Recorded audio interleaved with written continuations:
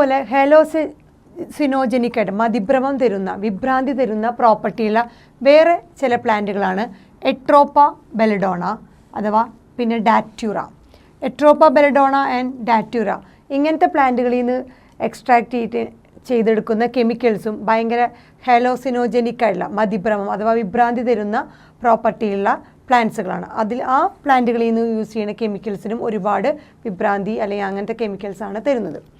ഇനി കനാബിനോയിഡ്സ് നമ്മൾ നേരത്തെ പറഞ്ഞു, ഈ കാറ്റഗറിയിലെ കനാബിനോയിഡ്സ് മുഴുവൻ കൂടുതലും എബ്യൂസ് ചെയ്യുന്നത്. ഇപ്പോഴത്തെ ഈ അടുത്ത കാലത്തായിട്ട് കനാബിനോയിഡ്സ് ആണ് ഒരുപാട് ഈ സ്പോർട്സ് പേഴ്സൺസൊക്കെ എബ്യൂസ് ചെയ്യുന്നത്. അവരുടെ ഫിസിക്കൽ സ്റ്റാമിന കൂട്ടാനായിട്ട്, അതുപോലെ അവർക്ക് കുറച്ച് മണിക്കൂറുകളോളം അടുപ്പിച്ച് ഫിസിക്കൽ സ്റ്റാമിന അത്ര വിഗറസായിട്ട് കിട്ടാനും, അവർക്ക് തളർച്ചയില്ലാതെ തീരെ തളർച്ചയില്ലാണ്ട് അങ്ങനെ തന്നെ കണ്ടിന്യൂസ് ആയിട്ട് അവർക്ക് അവരുടെ സ്റ്റാമിന പെർഫോമൻസ് നിലനിർത്താൻ വേണ്ടിയിട്ട് അവർ എബ്യൂസ് ചെയ്യുന്ന ടൈപ്പ് ആ കാറ്റഗറിയിലുള്ള കെമിക്കൽസ് എന്ന് പറയുന്നത് കനാബിനോയിഡ്സ് ആണ്. പിന്നെ നമ്മൾ പറഞ്ഞിരുന്നു ഈ പറഞ്ഞ ഒപ്പിയോയിഡ് ആയാലും കനാബിനോയിഡ്സ് ആണെങ്കിലും കൊക്കാൽക്കുലൈഡ് ആണെങ്കിലും ഈ 3 കാറ്റഗറിയിൽ വരുന്ന മരുന്നുകളും നമ്മൾ പറയുന്ന കെമിക്കൽസുകളാണ്, പ്ലാന്റ്സുകളിൽ നിന്ന് കിട്ടുന്ന കെമിക്കൽസാണ്. ഇതെല്ലാം നമ്മൾ പലതരത്തിൽ മെഡിസിനൽ പർപ്പസിന് വേണ്ടിയാണ് യൂസ് ചെയ്യുന്നത്. For example drugs like barbiturates, amphetamines, benzodiazepines, lysergic acid diethyl amide, LSD. കുറേ കേട്ടിട്ടുണ്ട് നമ്മൾ ഡ്രഗിൻ്റെ കേസിൽ LSD എന്ന് പറഞ്ഞത്. സോ ഈ ഡ്രഗ്സുകളൊക്കെ barbiturate, ആംഫെറ്റമൈൻസ്, ബെൻസോഡയസെപ്പൈൻസ്, lysergic acid diethyl amide അഥവാ LSD. ഈ പറഞ്ഞ ഡ്രഗ്സുകളൊക്കെ നമ്മൾ യൂസ് ചെയ്യുന്നത് നോർമലി എന്താണ്, ഒരു മെഡിസിനായിട്ടാണ് യൂസ് ചെയ്യുന്നത്. ഈ പറഞ്ഞ കാറ്റഗറി എല്ലാം നോർമലി എന്തിനു വേണ്ടിയാണ്, ഒരു മെഡിസിനൽ പർപ്പസാണ്.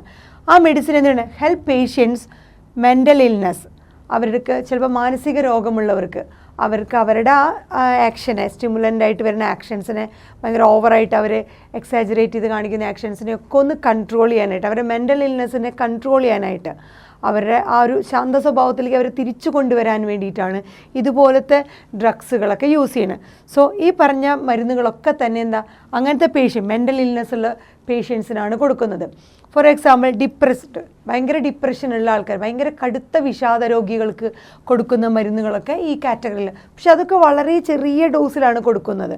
പിന്നെ ഇൻസോംനിയ എന്ന് പറഞ്ഞാൽ സ്ലീപ്പിംഗ് ഡിസോർഡർ, കറക്റ്റായിട്ട് ഉറക്കം വരാതിരിക്കുക, ഉറക്കത്തിൻ്റെ ആ ഒരു സൈക്കിൾ തന്നെ കറക്റ്റായിട്ട് വർക്ക് ചെയ്യാണ്ടിരിക്കുക. സോ സ്ലീപ്പിംഗ് ഡിസോർഡറാണ്, ശരിയായി ഉറക്കം കിട്ടാതിരിക്കുക, അത് ഇൻസോംനിയ. അതുപോലെ ഡിപ്രഷൻ, കടുത്ത വിഷാദം, ഇങ്ങനെയുള്ള പേഷ്യൻസ്, മെൻ്റൽ ഇൽനെസ്, മാനസിക രോഗമുള്ള പേഷ്യൻസിനൊക്കെയാണ് ഇതുപോലെ ബാർബിറ്റ്യൂറൈറ്റ്സ്, അതുപോലെ amphetamine, benzodiazepines, lysergic acid diethyl amides കാറ്റഗറിയിലുള്ള ഡ്രഗുകളൊക്കെ മെഡിസിനൽ പർപ്പസിലാണ് യൂസ് ചെയ്യുന്നത്.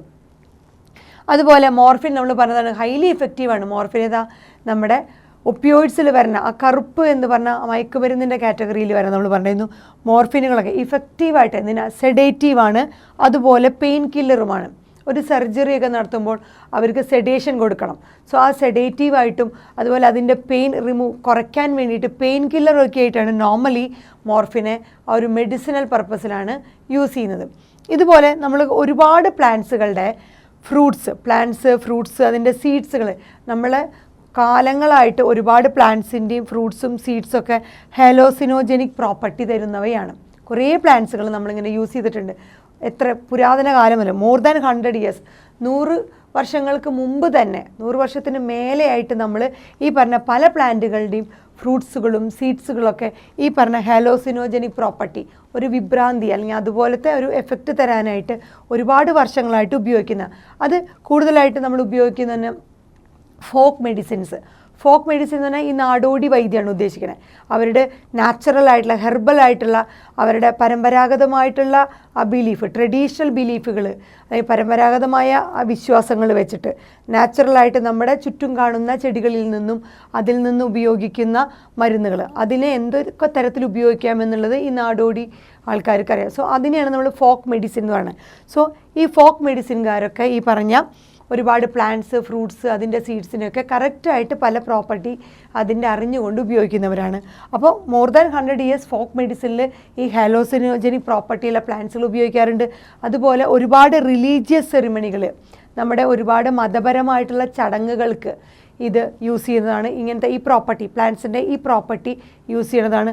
അതുപോലെ റിച്വൽസ്, നമ്മുടെ ഒരുപാട് അനുഷ്ഠാനം, മതപരമായ ചടങ്ങുകൾക്കും അനുഷ്ഠാനങ്ങൾക്കൊക്കെ നമ്മൾ ഓൾ ഓവർ ഈ ലോകത്ത് ആകമാനം 100 വർഷത്തിന് മേലെയായിട്ട് നമ്മൾ ഇതുപോലത്തെ ഫ്രൂട്ട്സ്, സീഡ്സൊക്കെ പലതരത്തിൽ, നമ്മൾ ക്രിസ്ത്യൻസൊക്കെ യൂസ് ചെയ്യുന്നത് വൈൻ എന്ന് പറയുന്നത് നമ്മുടെ ഫ്രൂട്ട്സിൻ്റെ തന്നെ ആ രീതിയിൽ ഫെർമെൻറ്റേഷൻ നടത്തി അതിൽ ആൽക്കഹോൾ കണ്ടൻറ്റ് വളരെ കുറച്ചുകൊണ്ട് അങ്ങനെ വൈൻ, അതുപോലെ പലതരത്തിലുള്ള ഡ്രിങ്ക്സുകളായിട്ടും പലതരത്തിലുള്ള ഇതായിട്ടും നമ്മൾ ഈ പറഞ്ഞ ചെടികളുടെ തന്നെ പ്ലാന്റ്സിൻ്റെ തന്നെ പല ഫോമുകൾ ഒരുപാട് വർഷങ്ങളായിട്ട് നമ്മൾ ഫോക്ക് മെഡിസിനിലാണെങ്കിലും നമ്മുടെ റിലീജിയസ് സെറിമണീസിലാണെങ്കിലും റിച്വൽസിലാണെങ്കിലും ഉപയോഗിച്ച് വരുന്നതാണ്. എന്നാൽ ഈ ഉപയോഗിക്കുന്നവയെല്ലാം തന്നെ ഇതൊക്കെ purpose other than medicinal use അല്ലാണ്ട് ഒരു മെഡിസിനൽ ചികിത്സിക്കുക അല്ലെങ്കിൽ അങ്ങനെ ഒരു നമ്മുടെ ഡിസീസിനെ റെമഡി ആയിട്ടോ അങ്ങനത്തെ ഒരു പർപ്പസ് അല്ലാത്ത രീതിയിൽ എപ്പോഴൊക്കെ ഉപയോഗിക്കുന്നു അപ്പോൾ നമ്മൾ അതിനെ വിളിക്കുന്ന പേര് ഡ്രഗ് അബ്യൂസ്. കാരണം ഈ പർപ്പസിലല്ലാണ്ട്, മെഡിസിനൽ പർപ്പസിലല്ലാണ്ട് ഈ പ്ലാന്റുകളുടെ ഈ പറഞ്ഞ ഡിഫറൻ്റ് ആയിട്ടുള്ള പാർട്സുകൾ വേരിയസ് കോമ്പിനേഷനിൽ ഉപയോഗിച്ച് കഴിഞ്ഞാൽ അതെന്തുണ്ടാക്കും? ഹാലോസിനോജനിക് ആയിട്ടുള്ള പ്രോപ്പർട്ടി നമ്മുടെ സെൻട്രൽ നെർവസ് സിസ്റ്റം അല്ലെങ്കിൽ നമ്മുടെ ബോഡിയിലെ കാർഡിയോവാസ്കുലർ സിസ്റ്റം, അതുപോലെ നമ്മുടെ ഗാസ്ട്രോ ഇൻഡസ്ട്രിയൽ ട്രാക്ട്, ഇതുപോലെ പല ബോഡിയിലെ പല ഭാഗങ്ങളും ഇത് എഫക്റ്റ് ചെയ്യാൻ തുടങ്ങും. അതായത് ഇറ്റ് ഇമ്പയർസ് വൺ ഫിസിക്കൽ, ഒരാളുടെ ഇതൊക്കെ ഉപയോഗിക്കുമ്പോൾ മെഡിസിനൽ പർപ്പസ് അല്ലാണ്ട് അതിനല്ലാത്തൊരു രീതിയിൽ നമുക്കൊരു ജസ്റ്റ് ഒരു പ്ലഷർ സീക്കിങ്, സന്തോഷത്തിന് വേണ്ടിയിട്ടോ അല്ലാണ്ട് അതിനൊരു ഓവർ എക്സസ് ഡോസേജ് ആയിട്ട് ഉപയോഗിക്കാൻ തുടങ്ങുമ്പോൾ എന്ത് സംഭവിക്കും? ഒരാളുടെ ഫിസിക്കൽ അഥവാ ഫിസിയോളജിക്കൽ അല്ലെങ്കിൽ സൈക്കോളജിക്കൽ ഫങ്ഷൻസൊക്കെ ഇംബാലൻസ്ഡ് ആവും. അവരുടെ ഫിസിക്കൽ ആക്ടിവിറ്റീസ് അല്ലെങ്കിൽ ശാരീരികമോ മാനസികവുമായിട്ടുള്ള എല്ലാ ഫങ്ഷൻസും തകരാറിലാവും. അങ്ങനെ വരുമ്പോഴാണ് നമ്മൾ അതിനെ വിളിക്കുന്നത് drug abuse. So medicinal purpose അല്ലാണ്ട് ഈ പറഞ്ഞ ഏത് കാറ്റഗറിയിലുള്ള ഡ്രഗ്സുകളും അല്ലെങ്കിൽ കെമിക്കൽസുകളും നമ്മൾ യൂസ് ചെയ്യുകയാണെങ്കിൽ അതിനെ വിളിക്കുന്ന പേരാണ് അതും ആ യൂസേജ് ഒരാളുടെ ഫിസിയോളജിക്കൽ അല്ലെങ്കിൽ സൈക്കോളജിക്കൽ ഫങ്ഷനെ എഫക്റ്റ് ചെയ്യാന്ന് അല്ലെങ്കിൽ ഡിസ്ട്രോയ് ചെയ്യുകയാണെന്നുണ്ടെങ്കിൽ അതിനെ വിളിക്കുന്ന പേരാണ് ഡ്രഗ് അബ്യൂസ്.